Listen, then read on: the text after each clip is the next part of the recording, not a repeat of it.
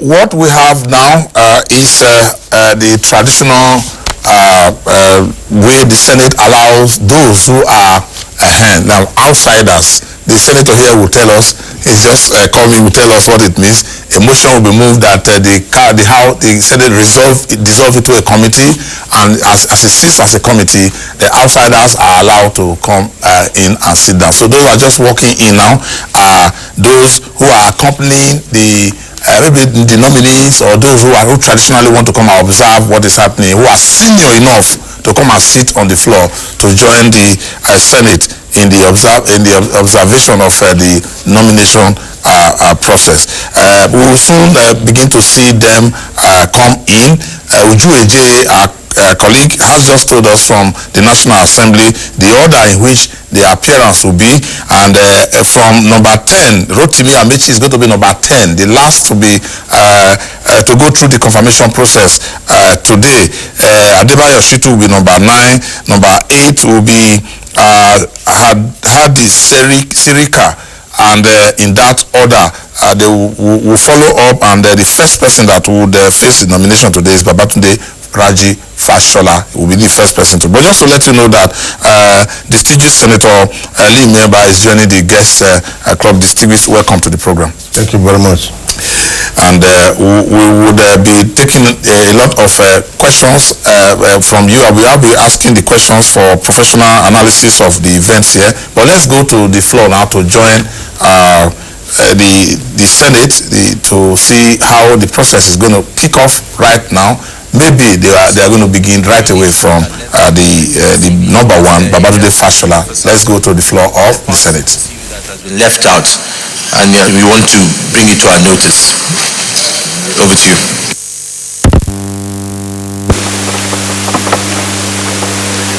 The President of the Senate, Your Excellency, the Deputy President of the Senate, leaders of the Senate, distinguished senators, ladies and gentlemen.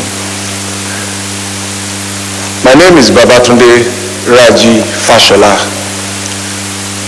I am a legal practitioner, a Nigerian by birth, and a senior advocate of Nigeria. I am 52 years old, and except perhaps to state my name for the record, I don't think that there is anything I could usefully add to my CV. And indeed, all of what may be in my CV is already in the past.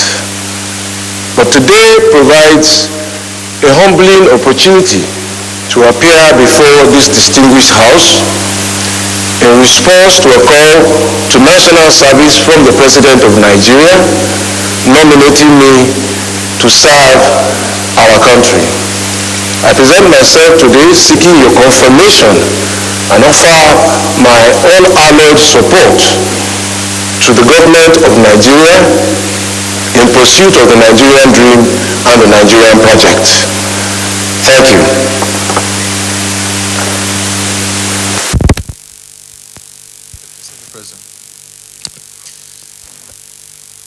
President, very distinguished colleagues, the nominee, let me start by saying congratulations.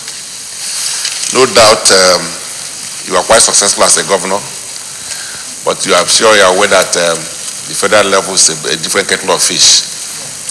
So I have two questions for you, which I believe you'll be able to deal with. First is the issue of VAT administration. VAT. Possibly Nigeria has the lowest VAT in the sub-region.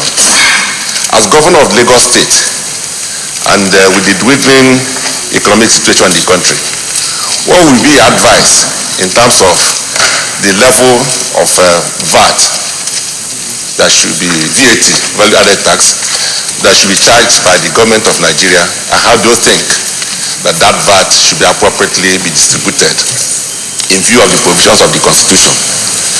The second is the issue of security challenge.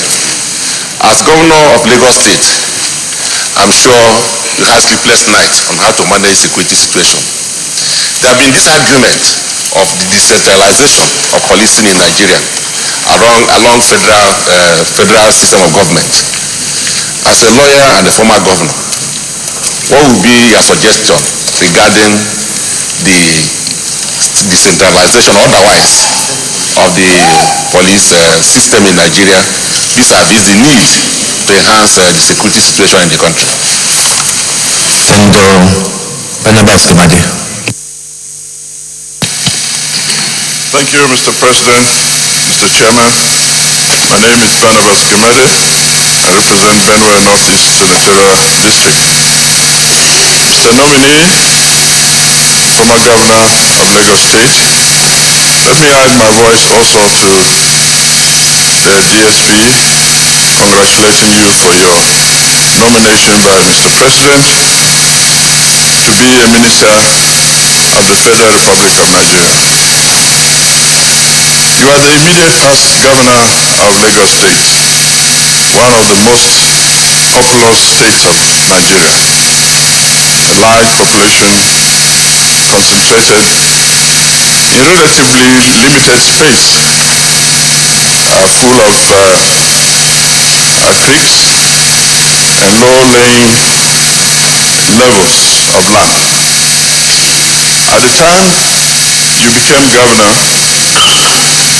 Lagos was regarded probably as one of the most difficult cities to live in Nigeria, and indeed probably in Africa, because of the level of congestion on its highways, and to some extent the relative squalor in many sectors of the city due to poor sanitation and such matters. A little bit in your tenure, people who rushed into Abuja began to make preparations to move back into Lagos. And it was reported that Lagos had become a much better city. And obviously, I believe there's something that you did in that city. Abuja is the image of this nation today. It's beginning to have its own mega city problems. In your own opinion, what do you think you can add to decisions and policies of government that you are going to belong to ensure that Abuja does not get to anything near what Lagos was? And if at all there are problems, what you can do to support the quality of this city as the best image that we expect it to give for this country. Thank you. Senator Mohammed Nazir.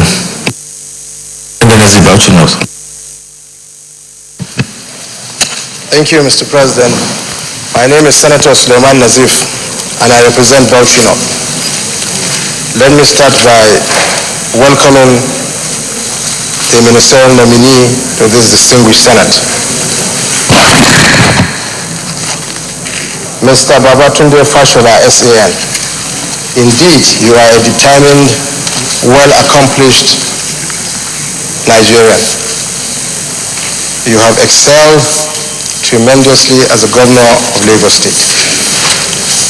How would you assess old generation politicians and leaders vis-a-vis younger generation politicians as leaders concerning economic development and political development in Nigeria?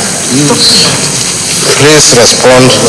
Nigerians would want to hear from you how you related with so many Nigerians, how you interacted, and how you view the two sets of Nigerian leaders. We wonder how you are stable and how you stabilize Lagos, bearing in mind the complexity of Lagos State. So please respond. Senator Elena Baribe.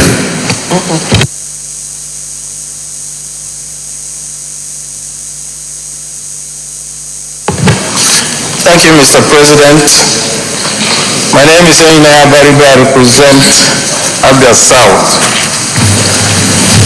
Mr. Nominee, I have just two questions for you, very simple questions. Number one,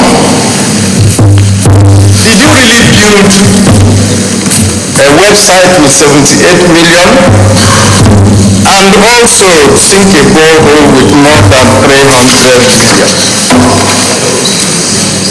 Two, one of the biggest problems we have in this country is the question that always arises between those who come into office through support from their bigger brothers. And I would like to know, Mr. Nominee, what is your concept of loyalty? Thank you. Mr. Fashola, you take those four questions.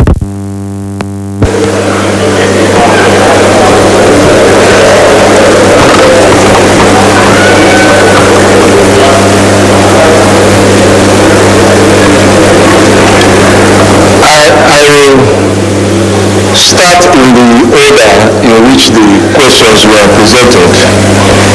And to say first, in line with all of the work that took place in Lagos, to say generally that I could not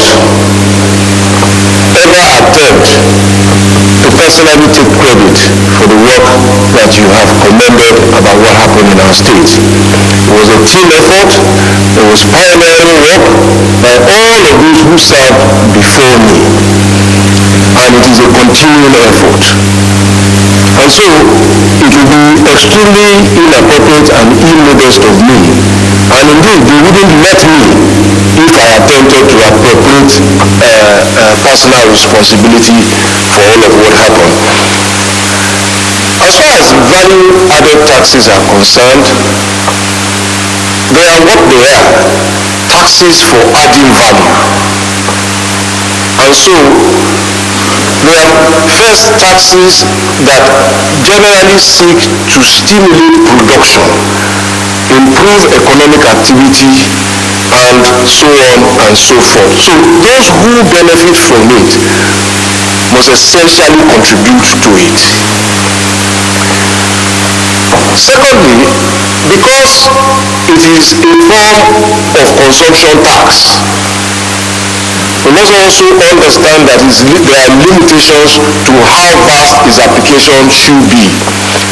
And generally, food items, baby things, and all of those things are excluded from it. And in the main, many economies have used it to, as it were, redistribute incomes and reduce inequality by taking more from those who consume high-end products, luxury products. So, specifically to the question, I don't have scientific basis to say today that there is an argument for increasing the value-added tax. And I think before we decide to increase taxes, we must first optimize the capacity to collect what is in place. One of the things we did in Lagos was to increase the number of people who were contributing to the Commonwealth instead of seeking to increase the number of taxes that we levied. And so, between 2007 and 2015, the number of people who were paying taxes grew from 500,000, who were bearing the burden of the whole state, to 5 million. But our numbers show, in the population of about 21 million, that there were 9 million plus or minus people earning income in the state. So there is still scope for collection of taxes for close to at least 4 more million people. In that sense, the burden of managing the state becomes lighter when the responsibility is shared and spread.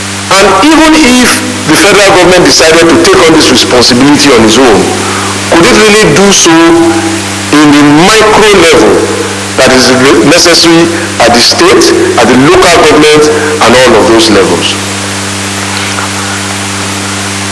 My recommendation is a compelling urgency for decentralization. I have made those recommendations in some of the committees on constitutional amendments where I was privileged to make representations to you. There have been arguments about all of why we should not go there. But with respect, distinguished senators, those arguments do not go far. They do not address the fundamental responsibility that government has. I have had arguments that governors will abuse the police for political purposes. With respect, sir, the abuse for political power is not as important as the loss of life. That is our primary duty. And everything we do to advance that cause makes us more respected as a government that cares. And there's a process for curing abuse of institutions. But there is no process known to me today for recovering back life that is lost. And those are the choices that are before us as a people and as a nation. Now, at the state level, you can perhaps only wonder what governors are going through. They have parliaments that make laws, but they have no capacity to enforce their own laws.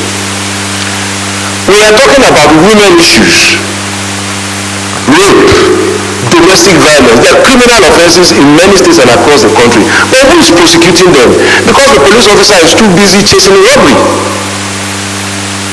So our mothers, our daughters, and our sisters are expected to tolerate rape. Now, if we are afraid of abuse, one of the things that I have said is that let us start the state police working with the federal. There's a position that I have presented on it, but I do not want to take inordinate time. I proposed an arrangement where we had 6 zonal commands of the existing police force. States who want to run state police, and not every state should start if it can't fund it. Today, for example, I draw this quick analogy that the law on income tax is a federal law, but it empowers state governments to collect. And we can have those kind of amendments without perhaps necessarily going through a full constitutional amendment. States who now want to start, and our tax levels are different states, different levels of development across the states. So if you want and you can fund it, you can say, for example, I want to employ 1,000 graduates into the police force of my state. The curriculum for training them is a national curriculum. I send them to the academy. The Police Service Commission or whoever is responsible then says, look, only 800 met the requirements. We graduate them. They are your employees. The states buy their own uniforms. There's a national licensing. So Lagos can have LA, whatever, for numbering. Kaduna can have KD. And we can even limit the initial jurisdiction and scope. There's no reason why they can't wear the same uniform. We color them with different badges, so we know it's a state police. We've seen it in the city of London. The uniforms are essentially the same. It's on closer look that you will know that one is Metropolitan Police, one is City Police, one is the other police. If we did this, it would seem to me first that we can address first unemployment of young graduates, policing their own communities. We would need to make uniforms. Tailors will be busy. Buttons will sell. Boots, and so on and so forth. We can then even limit the jurisdiction if we are so afraid that state police can start with things like domestic violence, rape. I don't know the last time any serious conviction for rape was made in any of our high courts. But there are issues that affect our mothers and our children. Traffic, sanitation, the fundamentals to our well-being and our longevity is not the number of hospitals that we have. It's wellness, living healthy. All these are things that police can deal with. and each state will progress at its own pace. So I recommend that we decentralize, and I will go quickly to Senator Gemade's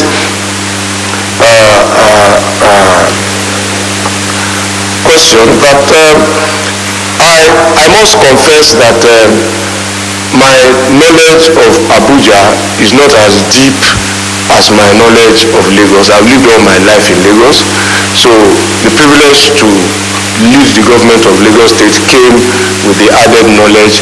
But life is a continuous process of learning. I think one must salute first the vision of the founders to conceptualize a new capital for Nigeria, even though it hurt at the time, because there are standing issues about the role of Lagos in terms of support. But I think Abuja is about twice the size of Lagos, almost 8,000 square kilometers, and the last census, I think, was recorded Abuja as about under 1 million, but I'm sure those numbers, even if Abuja was 2-3 million people sitting, the question is how many millions of people come in every year. And in deciding what to do about Abuja, those are the real issues. First, getting a hold of his resources and his assets, knowing his districts and their problems. I know a few of them. I know Yaya, I know Lugbe, I know Garki, I know Maitama, of course, and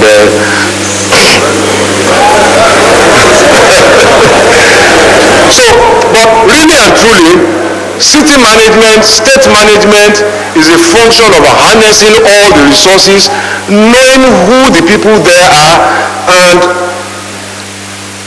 convincing them, sharing with them what the thoughts are. The master plan itself may perhaps need to be reviewed, and that is the interesting thing about plans. Plans are not static documents. They are dynamic.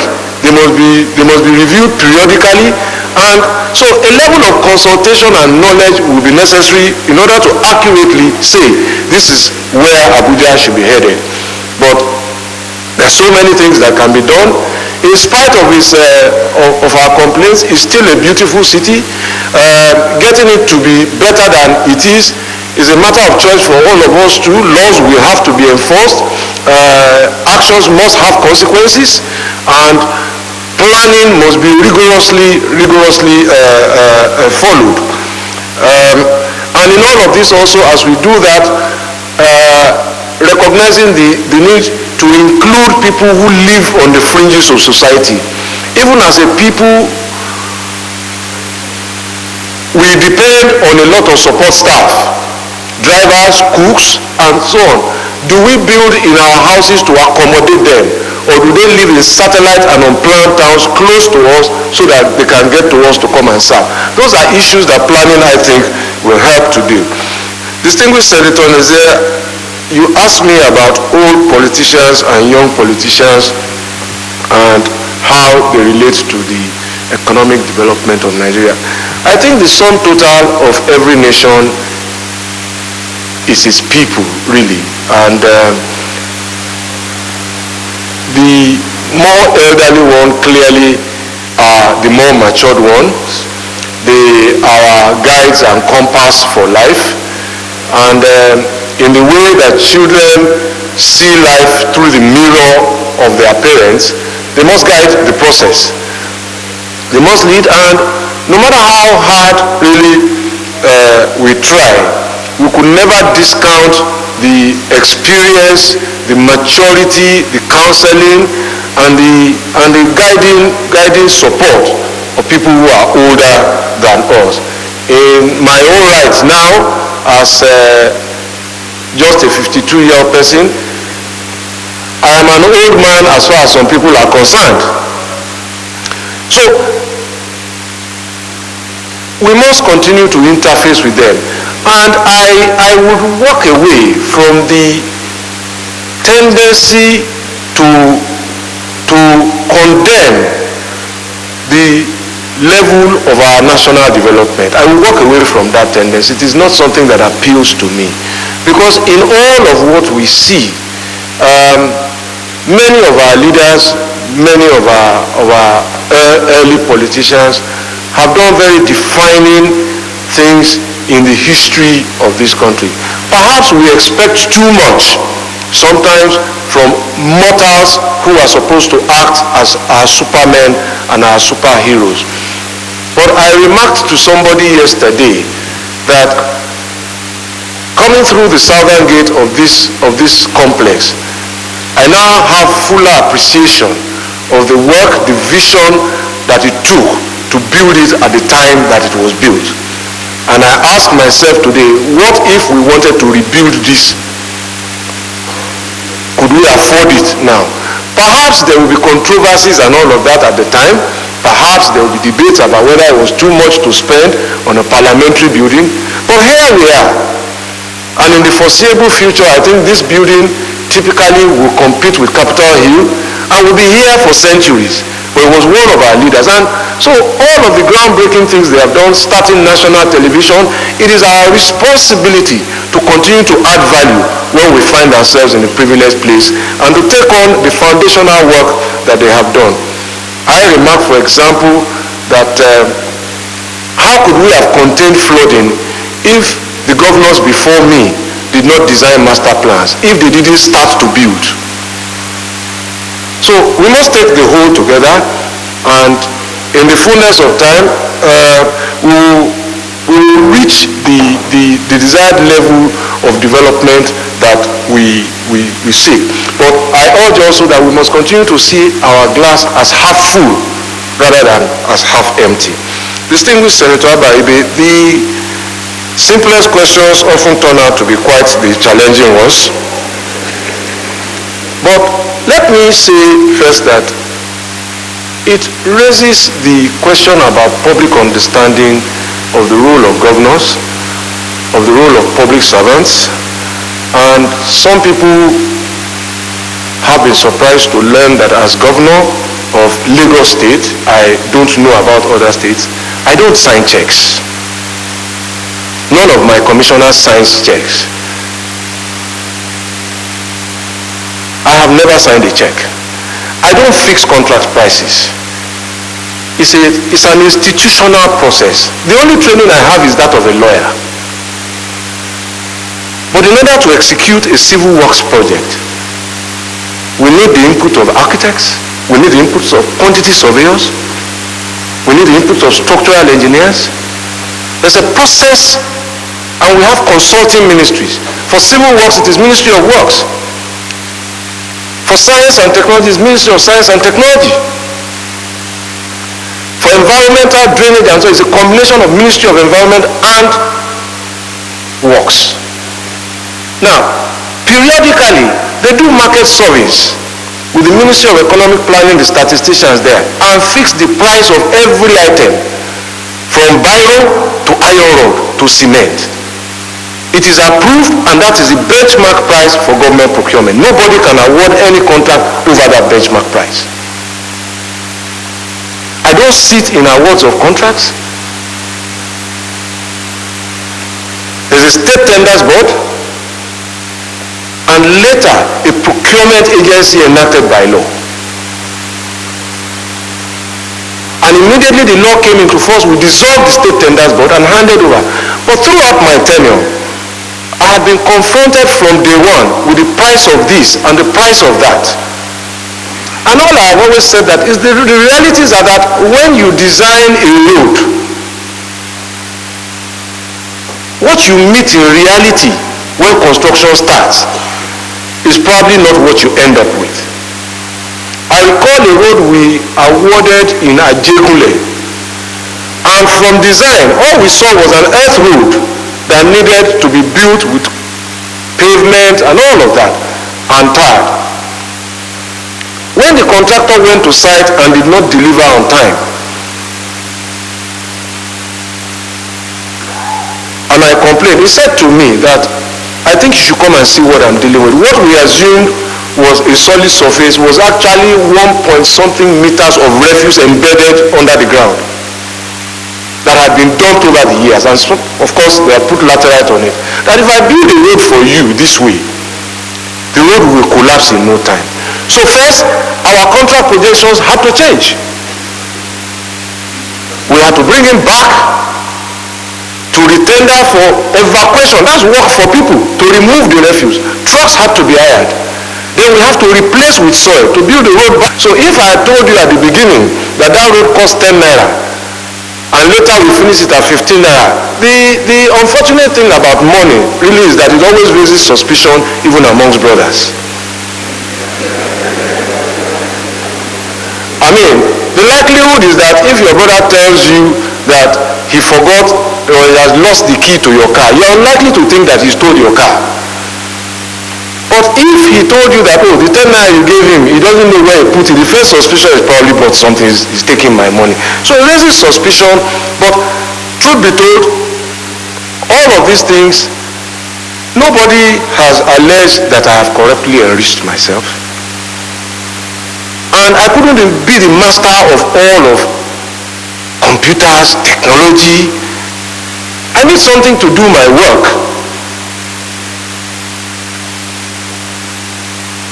And you make procurement in Senate. Who knows how much, who is involved in how much you buy and stationery. And as for loyalty, the concept of loyalty is a very strange concept. You see,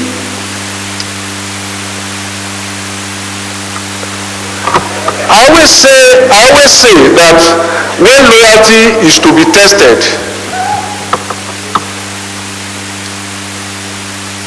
the real answer, sir, is that may our loyalties never be tested. You know why I say so, sir? In the course of my work, there was a family that had a parent who had a kidney malfunction. And diagnosis was that the patient needed a transplant and needed to go overseas. We had a procedure in government where we helped people, indigent people who applied to get a board review and get overseas treatment. When we had paid and they were to go, the question was who was going to be the donor?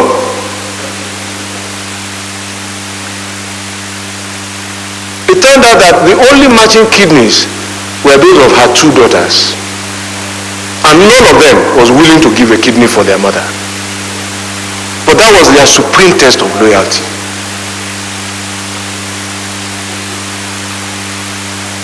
So I always pray that my loyalty will not be tested.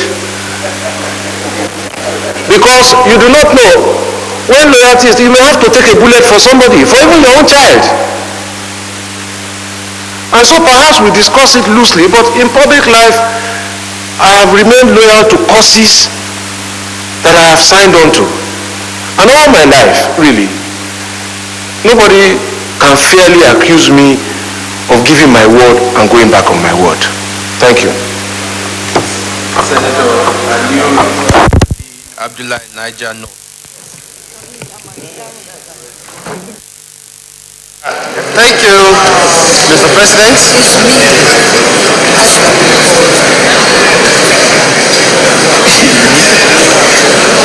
Am I protected? Go ahead, Central Yusuf. All right, thank you very much.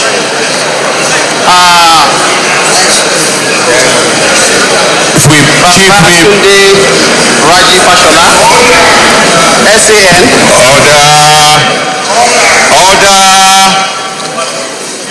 Order. You are one Nigerian that for sure many people have very keen interest on. And this is rightly so because you govern one of the most populous states in this country. Now, I recalled at the beginning of your service to that state, there was the issue of what you yourself tagged as the shame of a nation. And I think that was the issue having to do with the traffic gridlock in Oshodi area. You stepped in and somehow that phrase, shame of a nation, was changed to what I think all of us will agree, pride of a nation. And I recalled, for me, my very first experience when that happened. And I had cause to leave Abuja to Lagos for an official assignment. I was taken through a route that I was initially very skeptical. But I think at the end of the day, it took me less than 10 to 15 minutes to get to VI, Nigerian Institute for Oceanography and Marine Research, then.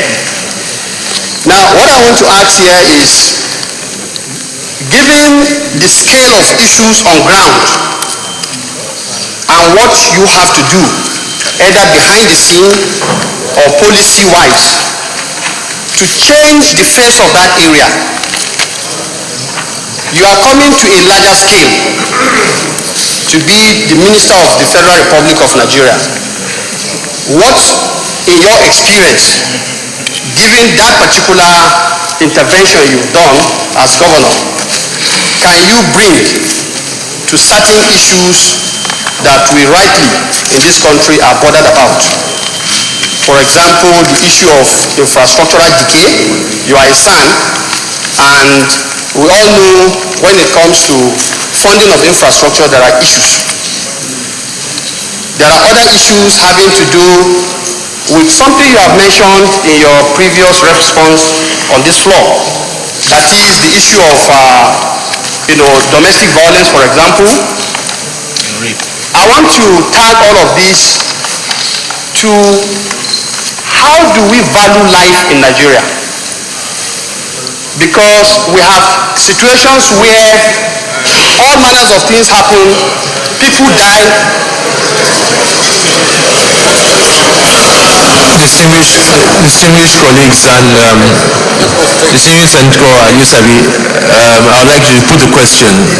All right. So the question I want to ask here is, what will be your take on how we value the life of our citizens in this country, and what intervention do you think, given the change our party is promising Nigerians to bring with respect to this particular issue, the value of life in Nigeria? Thank you. Senator Usman Nafada, Gombe North. Thank you very much, Mr. Chairman. My name is Usman Bayero Nafada. I represent Gombe North. Mr. Nominee, let me also join my colleagues in congratulating you. And I have only one question. As a senior advocate of Nigeria, you may likely be posted to the Ministry of Justice. And our problem today, one of our problems, where corruption has gone deep in our system, is Ministry of Justice, vis-a-vis the judgment dates. Year in, year out, the judgment date is always filing. And if you look at what they are doing in the Ministry of Justice and compare it with the judgment date, even a layman can discover that these huge sum of money in billions that they are claiming as judgment debt may not be true.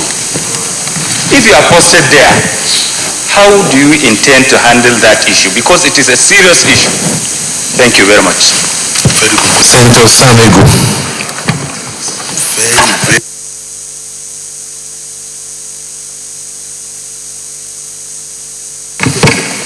My name is Dr. Sam Egu. I represent Ebonyi North. Let me join my colleagues in congratulating you. As a governor, you did very well. And you remember that even as a Minister of Education, I came to Lagos State and appreciated your efforts in the education sector. Now, as a Minister of the Federal Republic of Nigeria, considering the paucity of fund, the dwindling income coming into the national coffers and the pyramid of problems facing the country. It's not possible that the government can tackle all of them at the same time. Considering your experience as a governor and a member of the Executive Council, Federal Executive Council, what would be your advice to the government in terms of prioritizing the areas of intervention? At least first 3 areas you think the government should face to make a maximum impact considering the paucity of fund. My second and last question is, as a governor of Lagos State, we are not just the governor of Lagos as a geographical entity, but as governor of the citizens that comprise Lagos State.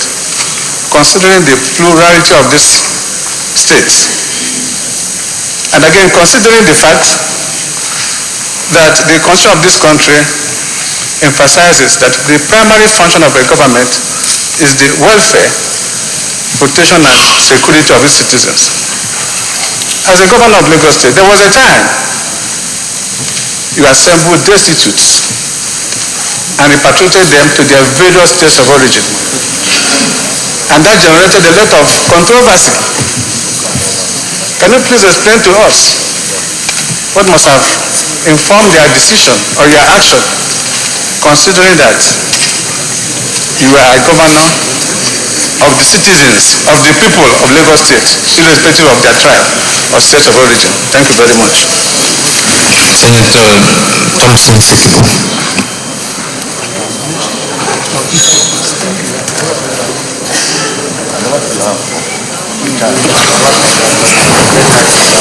Excellency Chairman, I am Senator George Thompson Sikibo, Rivers East Central District.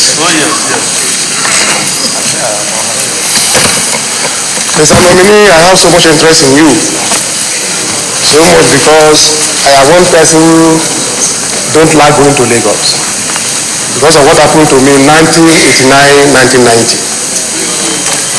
I was in Lagos from the airport to the hotel I was to sleep. I spent 6 hours. And from that period, I found it difficult to go to Lagos. But today, I go to Lagos regularly on weekends.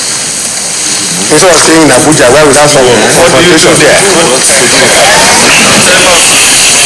Of course, you know what I go to do. Now, I've also keenly followed up your administration and I've observed so many things. I'm asking because whatever experience you got in that place could be transferred to the federal government, to the whole Nigeria, and then we improve upon it. I knew when you started with your government in Lagos State, your IGR was lower. When you concluded, it was huge. You may give the figure if you want, but what is the magic? What magic one did you apply? Can that be brought to bear in this country, in the whole Nigeria? That's not what we wanted. What of his debts? That is one. The second one is the issue of stealing of petroleum products in the riverine areas of the coastal states. And Lagos is one of the coastal states. Do you agree with me that lack of filling stations among the riverine communities is one of the causes of illegal refinery? If it is, how do we solve it? If it is not, and people are just stealing oil anyhow, because it is bringing down the national income, what advice will you give that we will all agree and follow up to minimize it? Finally, as a member of the Federal Executive Council, I know that you are going to be part of major decision, that government is going to take. Do you think, or do you believe that the war against the Boko Haram insurgency could be won? If yes, what are the foreseeable factors it can analyze for us to know that it is possible that this war will be won before the end of this 4 years tenure by the change government? Thank you very much. Mr. Fashola, you can answer this question.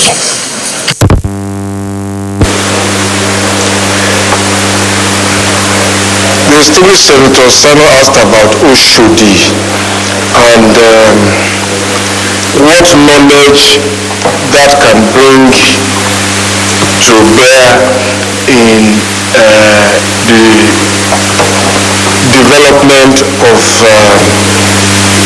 Abuja and of course the nation. I think the thing to say simply is that we must decide for ourselves what quality of life we will accept. And I think that this country has recently demonstrated that it can change anything that it does not like. And I think that is the attitude. And so it's not the function of any one man or any super minister, or it must be the function of a team. When we went into Oshodi, we had a unanimity of position about crime, about diminishing property values, people were selling their houses and moving away, about healthcare issues, and so on. So it's the same attitude that we must have in order to turn our country around. Infrastructure funding, yes, again, we have to make choices. Some of the choices will ultimately come before this house. If we have an annual budget of a little over 4 trillion and we are consuming a recurrent portion of it of about 70-something to 80%, we can't fund infrastructure. It will seem to me that those are the choices that we need to make if we are convinced that we need to upgrade our infrastructure. And I agree with the view that not only do we need to upgrade our infrastructure really is behind. And every investment that we make in infrastructure really helps to grow the economy. As Senator Nafada asked about judgment debts, well, I'm not able to conclude that judgment debts grew either because of corruption or only because of it. I think that the point to make also is that what is the nature of cases in which judgment is signed against government? Were there cases that government should have defended in the first place? Those judgments were given, did they have interest components on them? Did we brazenly breach contracts? And if judgments accrue interest, did we pay on time? And the figures will continue to go. And so, some of the things that I think we need to do is to first say that what kind of cases are we paying judgment debts for? Was it the acts of public officials who acted in violation of their institutional authorities? Was it because we cancelled a contract that we signed or we breached it?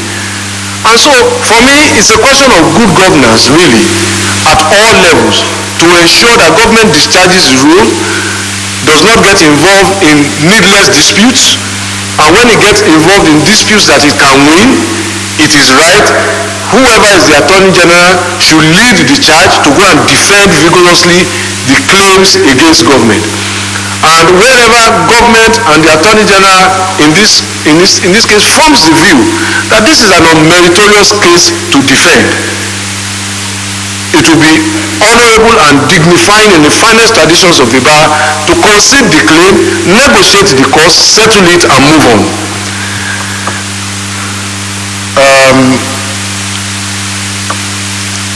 Again, analogous to the question of funds that distinguished Senator Egu asked, is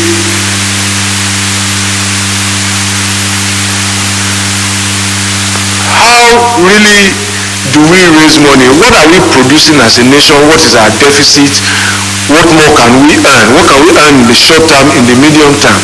Yes, there is talk about private sector. There are also places where we are spending money that we need not spend money. There are places where we can move resources to address what is our urgent need.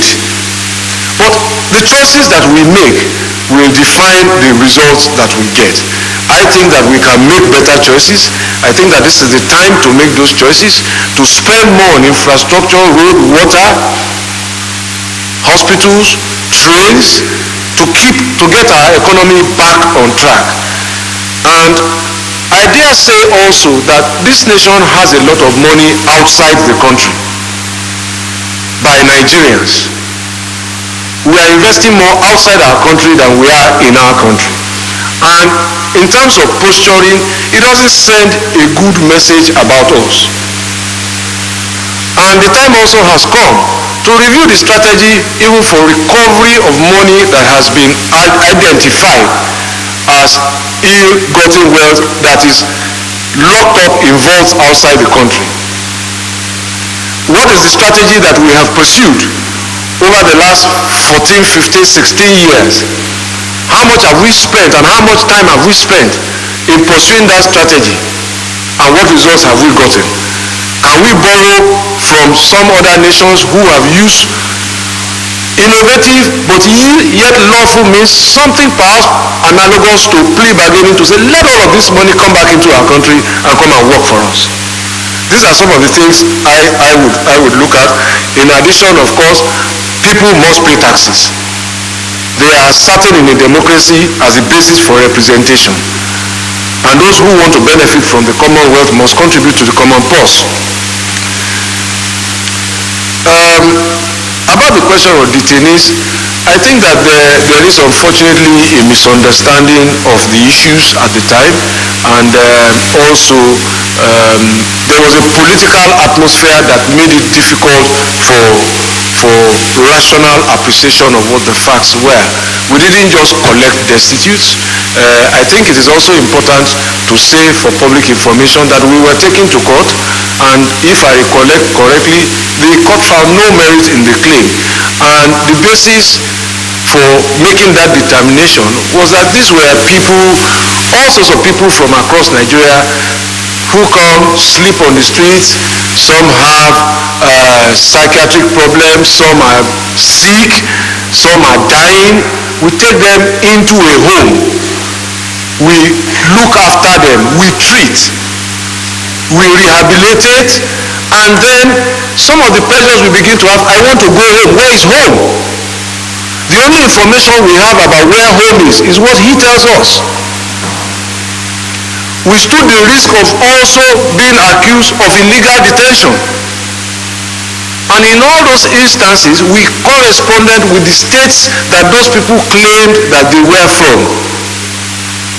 I think Senator Akpabio as governor has also written to me, sending people from his state to me. I didn't make a hue and cry about it. We verified those who were indigenous to Lagos, and we told him that these are not indigenous to Lagos. And in a federation, sir, the right to free movement is not an absolute right. It also carries with it the responsibility not to be a nuisance.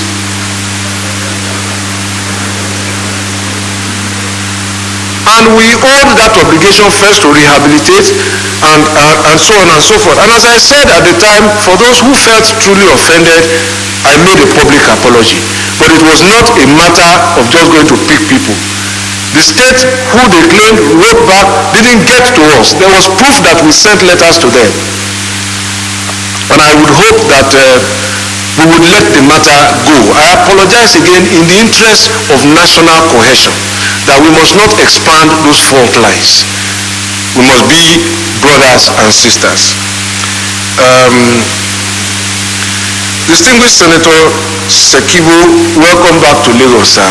And but there's no magic about IGR, and I think for the safety of time, I think I have indicated some of the issues there.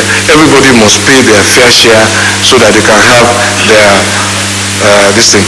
As far as petroleum products and filling stations are concerned, again, it's a business that perhaps I have no skills about, so it's not easy to say this is why that happens. But we need to diversify, and how we distribute our petroleum, we need to secure formations. We also need to help vulnerable people live a useful life. Mr. Fashola, before you run on this is a very gender-friendly chamber, I will let Senator Garbamasi ask final question.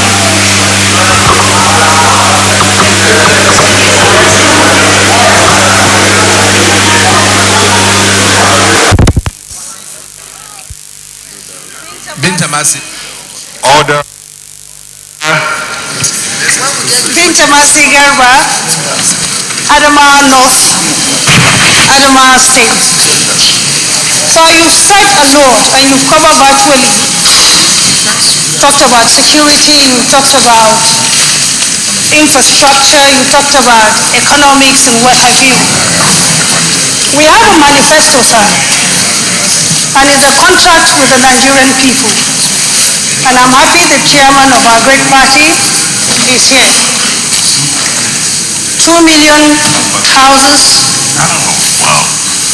3 million jobs to be created, a stipend to be given 5,000 naira to the unemployed Nigerians or to the poorest of the poor. With all that you have done in Lagos State, which obviously is a pride to every Nigerian. And one of the cardinal things I think I was about to get from that, I remember there was an advert before the election where our leader in the person of Bola Tinubu came in and had a vision, put it on a template. When he finished his 8th year, he gave it to you, and now when you finished, you gave it to Ambody. That means there's a continuous process of policy to see a new... Senator Binta, can I ask you to put the question? The question, sir, is the manifesto of the APC. How will you put those promises made by the party to the Nigerian people to see that actually that promises will come to pass in terms of housing, job creations, and even social security nets to the people? Thank you. That question. Thank you, distinguished Senator. I think that the consequence of some of the things that we have been talking about, revamping our infrastructure, increasing security, and doing all those things that we need to do,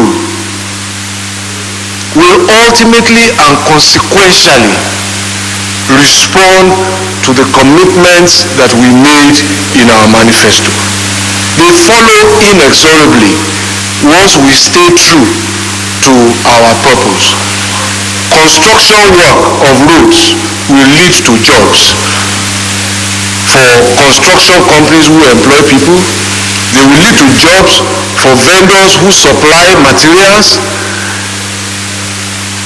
They will ultimately bring down the cost of living because roads mean efficient transportation. Efficient transportation means efficient, cheaper cost of doing business. Housing construction inevitably will have the same consequence.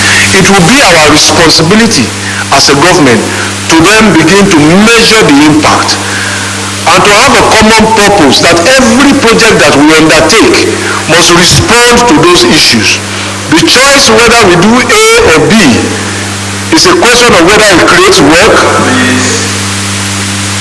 is a question of whether it creates work, whether it expands the opportunity, whether it helps the vulnerable and the weak in our economy, and whether it gives them an opportunity to feel included in the economy of their country and of their respective states. Thank you, Mr. I was just also, because we're gender friendly, I'm just allowing on the side. We have been gender on both sides of the aisle. Thank you very much.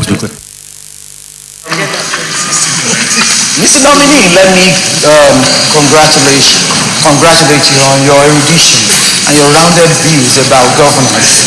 However, I'm taken aback that in Lagos State, your IGR is 23 billion. Your local debt is 480 billion. And your foreign debt is $1.17 billion. And that was at a time of buoyancy.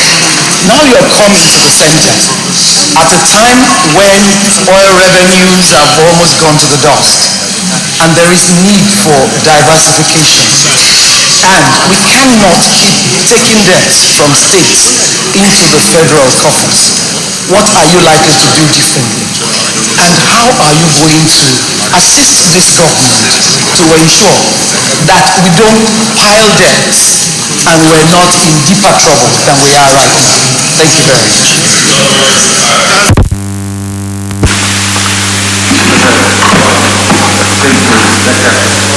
Distinguished Senator Olujimi, I think that the point first to make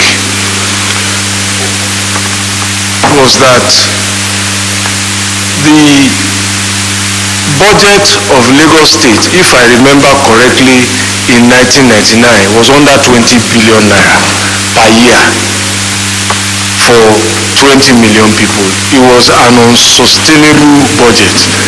And so my predecessor in office, Governor Tinubu, first addressed resource, raising IGR. Now, I think that perhaps our perception of debt today is a reflection of debt that we accumulated as a nation. And perhaps for which we do not have full appreciation or full value for money of what we did with the money.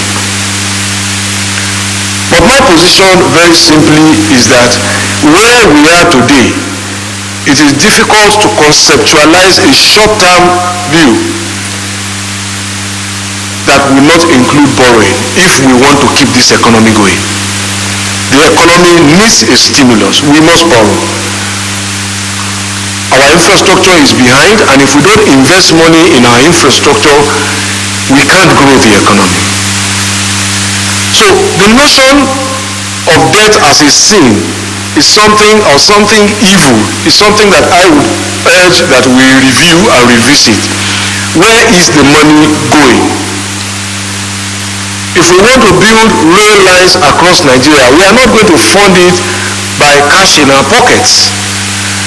Rail tracks last for over a century, and so the project that we commit to financing by borrowing must not only be bankable and economically productive, it must be able to outlive the useful life of the borrowing. Now, as far as the borrowings are concerned, let me first say for clarification, the foreign debts were not all the foreign debts that the state on its own contracted. First, some of them were contracted by the federal government on behalf of the state. Some of the Fadama projects and all of that, we didn't contract them individually as states. There were projects, of course, that we took as sub-national government. More importantly, our administration did not accumulate all those debts. Some of them we met from governments even before 1999, because many of those foreign loans have tenures of 40, 30 years. And we continue to pay them. Now, credibility of a nation, of a state, really is not how much cash it has in the bank. It's how able it is to finance and pay its debts and remain credible and creditworthy. The rating of the state today by Fitch is the highest rating any government in Nigeria, sub-national government, has. Now, some of my colleagues who appeared here yesterday have alluded to the example of the United States. The global benchmark for debt to GDP ratios are about 20%. Our debt to GDP ratio is about 3.5%. We are well below the threshold. The United States is owing $16 trillion or $19 trillion now, but they decide what happens across the world. I would like to be that kind of debtor. Changing governments across the world, we go to their universities, we use their hospitals, we travel to their wonderlands. That is what they've done with their money. That is the kind of debt we should have. A debt that grows our productivity, that grows our mind, that grows our nation. But I am not a debt man. But I am simply trying to explain the concept of debt in financing public infrastructure. But we can't borrow to pay salaries. We can't borrow to run generators. I would rather, instead of borrowing to run generators, borrow money to build a power plant that reduces our overhead. So those are my top of the line concept about it. Thank you very much. Has taken question from over 11 senators and has been with us now for. Is it the wish of the Senate that the nominee takes leave now? Mr. Nominee, you can take your leave.